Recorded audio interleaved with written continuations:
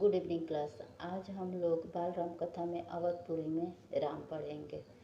आप लोगों ने अभी हाल ही में दूरदर्शन पर रामायण दे रहा था, जिसमें आप लोग अयोध्या के बारे में, राजा दशरथ के बारे में, राम के बारे में देखा और जाना होगा।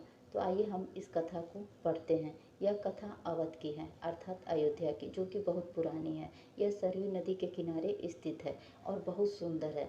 भव्यता जैसे इसका दूसरा नाम हो, अर्थात सुंदरता जैसे इसका दूसरा नाम हो।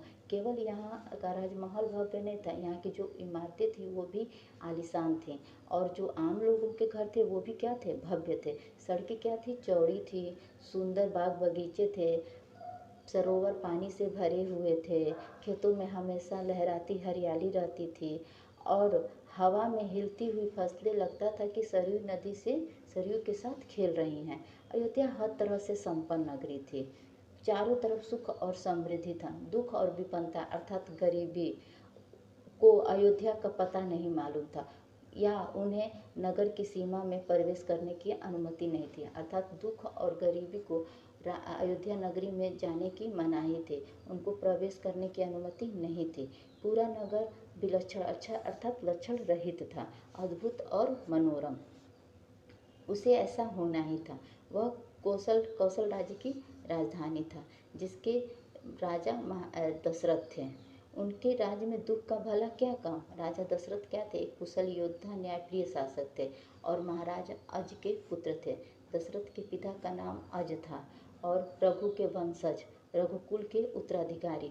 रघुकुल की रीति नीति का प्रभाव हर जगह दिखाई देता था, सुख समृद्धि से लेकर बात व्यवहार तक। लोग मर्यादाओं का पालन करते थे, सदाचारी थे, पवित्रता और शांति हर जगह थी, नगर में भी और लोगों के मन में भी। राजा दशरथ यशस्वी थे, उन्हें किसी चीज़ की कमी नहीं थी। राज सुख था, कमी होने का प्रश्न ही नहीं था। सब सुख सुविधाएं भरी हुई थी, तो कमी होने का प्रश्न नहीं। लेकिन उन्हें एक दुख था, छोटा सा दुख, उनके मन के कोने में छिपा हुआ था।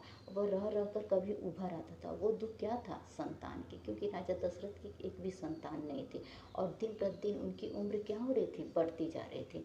राजा दशरथ की 3 रानियां थी, कौशल्या, कैकेयी और सुमित्रा।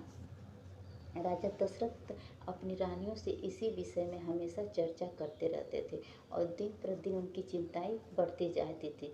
एक दिन वह सोच विचार कर महाराज दशरथ इस संबंध में वशिष्ठ मुनि, जो उनके कुलगुरु थे, उनके पास इस चर्चा के लिए गए और उन्हें पूरी बात विस्तार से बताए। रघुकुल के अगले उत्तराधिकारी के बारे में अपनी चिंता जताई। तो मुनि वशिष्ठ ने राजा दशरथ को चिंता को समझे और उन्होंने यज्ञ करने की सलाह दी। उस यज्ञ का नाम था पुत्रेष्टि यज्ञ। उन्होंने कहा कि यह यज्ञ कीजिए, आपकी सारी मनोकामनाएं पूरी होगी। यज्ञ महान तपस्वी ऋषि श्रृंग की देखरेख में हुआ। पूरा नगरी इस यज्ञ की तैयारी में लगा हुआ था और यज्ञशाला सरयू नदी के किनारे बनाया गया। यज्ञ में अनेक राजाओं को निमंत्रित किया गया। तमाम ऋषि मुनि पधारे। शंख ध्वनि और मंत्रोच्चार के बीच एक एक करने सबने आहुति दी और सबसे अंतिम आहुति राजा दशरथ ने दी। यज्ञ पूरा हुआ, अग्नि देवता प्रकट हुए और महाराज दशरथ को आशीर्वाद दिए। कुछ समय बाद तीनों रानियां पुत्रवती हुईं। माता कौशल्या ने राम को जन्म दिया चैत्र के नवमी के दिन। उसी दिन हम लोग रामनवमी मनाते हैं, उस दिन क्या हुआ था, राम का जन्म हुआ था चैत्र के नवमी के दिन। उसके बाद कैकेयी ने भरत को और सुमित्रा के 2 पुत्र हुए, लक्ष्मण और शत्रुघ्न। राजमहल में खुशी छा गई, नगर में बधाइयाँ बजने लगी, मंगल गीत गाए गए, हर ओर खुशी, उत्सव जैसा दृश्य। राजा दशरथ अब बहुत प्रसन्न थे और होते भी क्यों नहीं, उनकी सारी मनोकामनाएं पूरी हो गई। कहाँ उनका एक संतान नहीं था, अब 4 संतान हो गए। प्रजा भी प्रसन्न थी क्योंकि राजा दशरथ की चिंता दूर हो गई थी। नगर में बड़ा समारोह आयोजित किया गया, धूमधाम से। आयोजन में दूर दूर से लोग आए हुए थे। राजा दशरथ ने सबका सम्मान किया, उन्हें धन दौलत, कपड़ा और अनाज देकर विदा किया।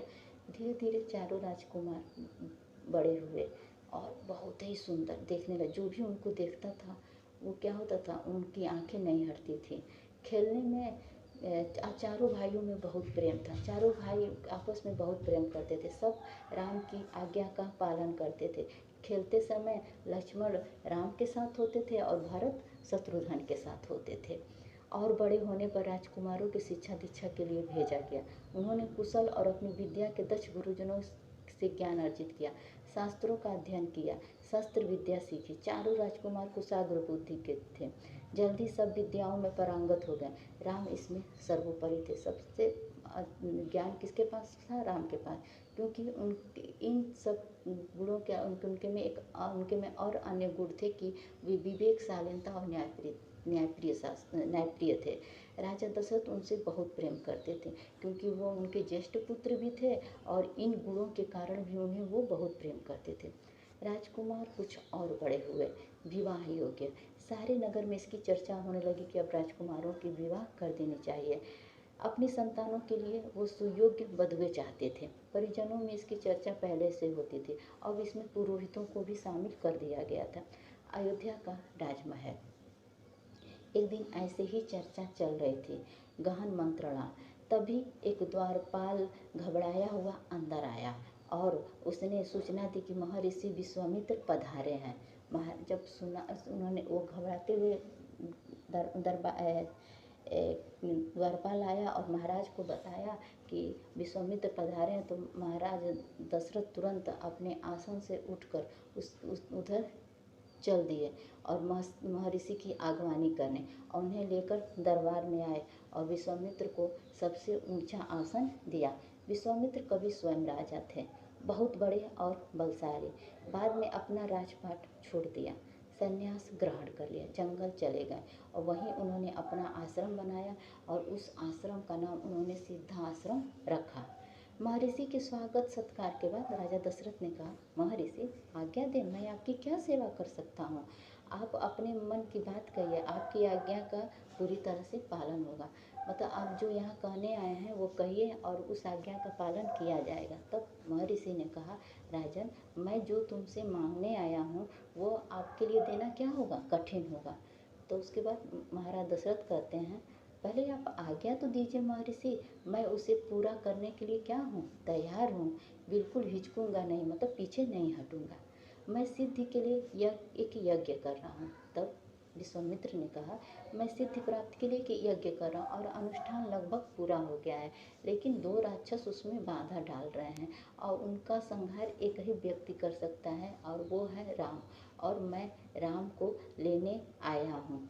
जब महाराज दशरथ ने यह सुना तो उनके ऊपर जैसे बिजली गिर गई, वह अचकचा गए। उन्हें उम्मीद नहीं थी कि महर्षि उनसे राम को मांग लेंगे, और भी उनके ज्येष्ठ पुत्र को, जिससे वो सबसे अधिक प्रेम करते थे। अब राजा दशरथ चिंता में पड़ गए। विश्वामित्र दशरथ की दुविधा को समझ गए और उन्होंने कहा, मैं राम को केवल कुछ दिनों के लिए ले जाना चाहता हूँ, 10 दिन में मेरा अनुष्ठान पूरा हो जाएगा। लेकिन महाराज दशरथ क्या थे? दुखी थे, पुत्र वियोग की आशंका में। राजा दशरथ की दशा देखकर मंत्री भी क्या हो गए? चिंतित हो गए, पर चुप थे। महर्षि वशिष्ठ भी क्या थे? महर्षि वशिष्ठ भी वहाँ थे, लेकिन वो शांत थे। इतने में दशरथ का कर क्या हो गए? बेहोश हो गए। डर के मारे वो बेहोश हो गए। होश में आए तो फिर उनको डर और चिंता ने जकड़ लिया और वो फिर बेहोश हो गए और शून्य संज्ञान, मतलब अचेत में ही पड़े रह गए, मैं बेहोशी हालत में ही पड़े रह गए। महर्षि विश्वामित्र का क्या हो रहा था? क्रोध बढ़ता ही जा रहा था। दरबार सशंकित था, किसी अनिष्ट की आशंका थी, मतलब कुछ न कुछ यहाँ अनहोनी होने वाली थी। वे कुछ समझ नहीं पा रहे थे, क्योंकि महर्षि और महाराज के बीच के संबंध में कुछ बोलना भी उन्होंने उचित नहीं समझा। तब मुनि वशिष्ठ चुपचाप आकर महाराज दशरथ के पास खड़े हो गए। थोड़ी देर बाद दशरथ उठे, स्वयं को संभालते हुए। उन्होंने महर्षि से विनती किया, कहा, महामुनि, मेरा राम तो अभी 16 वर्ष का भी नहीं हुआ है, वह राक्षसों से कैसे लड़ेगा? राक्षस मायावी होते हैं, उनके छल कपट को नहीं जानेगा, वह उनसे कैसे मार पाएगा? इससे अच्छा तो आप मेरी पूरी सेनाएं लेती जाइए, मैं भी आपके साथ चलता हूँ और उन राक्षसों से युद्ध करूँगा। महर्षि विश्वामित्र ने कोई प्रतिक्रिया व्यक्त नहीं की, क्योंकि उनका क्रोध बढ़ रहा था, लेकिन वो उसको व्यक्त नहीं कर पा रहे थे, क्योंकि अनुष्ठान का नियम था कि अगर ये क्रोध करते तो वह अनुष्ठान उनका विफल हो जाता, उनका वो यज्ञ पूरा नहीं होता। उसके बाद महाराज दशरथ कहते हैं कि विश्वामित्र से कहते हैं कि मैं राम के बिना नहीं रह सकता महामुनि, एक पल भी नहीं। आप राम को छोड़कर जो चाहे मांग ले, उसे मत ले जाइए। मैं राम को नहीं दूंगा, बिल्कुल नहीं। वह मेरी बुढ़ापे की संतान है, मैं उससे बहुत प्रेम करता हूँ। अब तो महर्षि का क्रोध और भवक उठा, बढ़ गया। दरबार मंत्रीगण और ऋषि मुनि शक्ति में आ गए। आप रघुकुल की रीति तोड़ रहे हैं राजन, वचन देकर पीछे हट रहे हैं। यह बर्ताव कुल के विनाश का सूचक है। आप जानते हैं कि मैं स्वयं दुष्ट राक्षसों का संहार कर सकता था, लेकिन मैंने संन्यास ले लिया है। अगर आप राम को नहीं देंगे तो मैं यहाँ से खाली लौट जाऊंगा। बात बिगड़ती देखकर मुनि वशिष्ठ आगे आए और महाराज दशरथ को समझाया राम की शक्ति के बारे में, प्रतिज्ञा तोड़ने के संबंध में, महर्षि विश्वामित्र के साथ रहने पर राजकुमार राम को होने वाले लाभ के बारे में। जब मुनि वशिष्ठ ने देखा कि बात बिगड़ रहा है तो उन्होंने आके संभाला और दशरथ को ही समझाया, विश्वामित्र के बारे में बताया कि वो क्या है और राम से उनसे क्या लाभ होगा।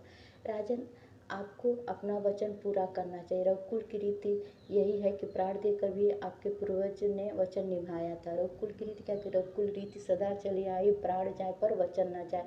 मतलब अपने वचन को निभाने के लिए वे अपने प्राण तक को भी दे देते थे। आप राम की चिंता न करें, महर्षि के होते हुए उनका कोई कुछ नहीं बिगाड़ सकता। महाराजा दशरथ की चिंता कुछ कम हुई, पर मन अब भी खिन्न था। पुत्र बिछोह का दुख सभी तर्कों पर भारी पड़ रहा था। गुरु वशिष्ठ ने कहा, महाराज, महर्षि विश्वामित्र सिद्ध पुरुष हैं, तपस्वी हैं, अनेक गुप्त विद्याओं के जानकार हैं। वह कुछ सोच कर ही यहाँ आए हैं। राम उनसे अनेक नई विद्याएं सीख सकेंगे। आप राम को महर्षि विश्वामित्र के साथ जाने दें, राम को उन्हें सौंप दे। दशरथ ने मुनि वशिष्ठ की बात दुखी मन से स्वीकार कर ली, लेकिन वह राम को अकेले नहीं भेजना चाहते थे। उन्होंने विश्वामित्र से आग्रह किया, कहा कि वे राम के साथ उनके छोटे भाई लक्ष्मण को भी ले जाएं। महर्षि विश्वामित्र ने महाराज दशरथ का यह आग्रह क्या कर लिया, स्वीकार कर लिया। कहा, ठीक है, मैं राम के साथ लक्ष्मण को भी ले जाऊंगा। राम और लक्ष्मण को तत्काल दरबार में बुलाया गया और महाराज दशरथ ने उन्हें अपने निर्णय की सूचना दी। दोनों भाइयों ने उसे खुशी से स्वीकार कर लिया, सिर झुकाकर और आदर सहित। इसकी सूचना माता कौशल्या को दी गई। बताया गया कि राम और लक्ष्मण बन जा रहे हैं महर्षि विश्वामित्र के साथ। नितांत गंभीर माहौल में स्वसती वचन यानी मंगल पाठ हुआ। स्वसचित वचन का अर्थ होता है मंगल पाठ हुआ। शंख ध्वनि बजी, नगाड़े बजे। महाराज दशरथ ने भावुक होकर दोनों पुत्रों के मस्तक को चूमकर उन्हें महर्षि को सौंप दिया। दोनों राजकुमार बिना विलंब किए महर्षि के साथ चल पड़े, बीहड़ और भयानक जंगलों की ओर। विश्वामित्र आगे आगे चल रहे थे, राम उनके पीछे थे। लक्ष्मण राम से 2 कदम पीछे, अपने धनुष संभाले हुए, पीठ पर तुरड़ बांधे, कमर की तलवारें लटकाए, वो महर्षि के आश्रम की तरफ चल दिए।